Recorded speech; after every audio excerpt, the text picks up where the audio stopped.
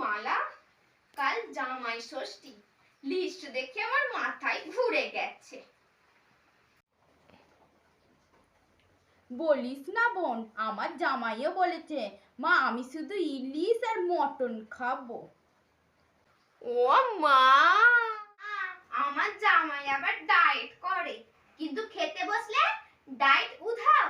গতবার তো 15টা লুচি খেয়েছে, তারপরে বলে কি জানিস, মা এবার একটু কম খেলুম। আমার জামাই আবার বললো আপনার হাতের রান্না খেয়ে আমার মন ভরে না, তা আবার টিফিনে করে ভরে নিয়ে গেল। আমার মেয়ে আবার সকাল থেকেই ফোন করছে, জামাইকে আবার যেন কম কিছু দিও না। আমরা যেন কম দিই, ব্যাংকের ব্যালেন্স শেষ হয়ে যাচ্ছে তো প্লেটের কম যায় না।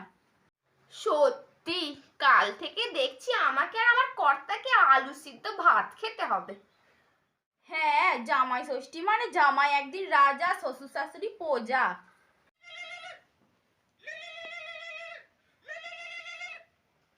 হ্যালো,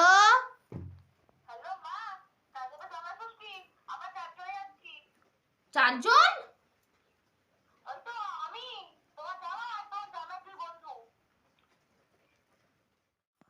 কি হলো? এবারে জামাই ষষ্ঠী নইলো, যেন মনে হচ্ছে জামাইয়ের মেলা বসবে।